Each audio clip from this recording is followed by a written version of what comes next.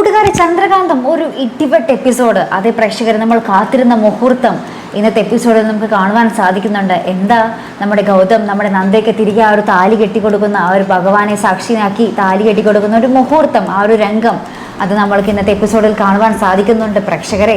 വേറെ ഒന്നും, നമ്മുടെ അർജുനും നന്ദയും കൂടി നമ്മുടെ എന്താ പറയുക, ഒരു പോലീസുകാരൻ്റെ അടുത്ത് പോയി അന്വേഷിക്കുന്നൊക്കെ ഉണ്ടല്ലോ. ആ മെയില് നമ്മുടെ അഭിരാമി ഒറ്റ കൊടുത്തത് ആരാണെന്ന് വല്ല ക്ലൂ കിട്ടുമോ എന്നൊക്കെ അറിയാനായിട്ട് അവർ പോയി അന്വേഷിക്കുമ്പോൾ ഇങ്ങനെ അയാൾ പറയുന്നുണ്ട്, ഒരു കഫേയുടെ ഡീറ്റെയിൽസ് മാത്രമേ ഉള്ളൂ, അത് തരാം, അവിടെ പോയി നിങ്ങൾ എന്താണെന്ന് വെച്ചാൽ അന്വേഷിച്ചോ എന്നൊക്കെ പറയുന്നുണ്ട്.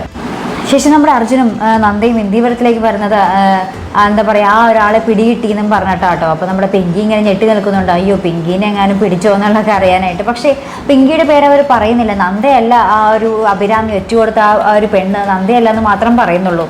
അപ്പോൾ നമ്മുടെ പിങ്കി ഇനി അർജുനും നന്ദയും മനഃപൂർവ്വം നമ്മുടെ പിങ്കിയുടെ പേര് മറച്ചു വെക്കുന്നതാണോ എന്ന് നമുക്ക് അറിയേണ്ടിയിരിക്കുന്നു. ആ ഒരു വലിയൊരു അവിടുത്തെ ആ ഒരു ഇന്ത്യവരത്തിലൊരു വീണ്ടും ഒരു വലിയ പ്രശ്നം ഉണ്ടാകാതിരിക്കാൻ വേണ്ടി അത് മറച്ചു വെച്ചതാകാം മിക്കവാറും, അല്ലേ കൂട്ടുകാരെ.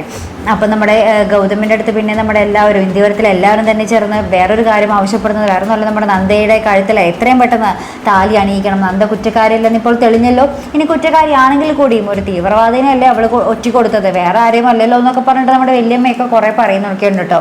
അപ്പോൾ നമ്മുടെ ഗൗതമിൻ്റെ അടുത്ത് അവസാന വാക്കായിട്ട് വല്യമ്മ പറയുന്നുണ്ട്, നീ എന്തായാലും നാളത്തെ ഒരു ദിവസം നന്ദയുടെ കഴുത്തിൽ നീ താലി കെട്ടിയിരിക്കണം എന്നിങ്ങനെ ഉറപ്പിച്ച് പറയുന്നുണ്ട്. ശേഷം നന്ദയുടെ കഴുത്തിൽ താലി കെട്ടുന്ന ഒരു ചടങ്ങും മുഹൂർത്തങ്ങളൊക്കെ തന്നെയായിട്ട് നമുക്ക് കാണുവാൻ സാധിക്കുന്നത്. എന്തായാലും നമ്മൾ ഒത്തിരി കൊതിച്ച ഒരു നിമിഷങ്ങളല്ലേ പ്രേക്ഷകരെ. നമ്മുടെ നന്ദയും ഗൗതവും ഇങ്ങനെ വേർപിരിഞ്ഞ് പോയപ്പോൾ നമുക്ക് ഒത്തിരി സങ്കടമായിരുന്നു.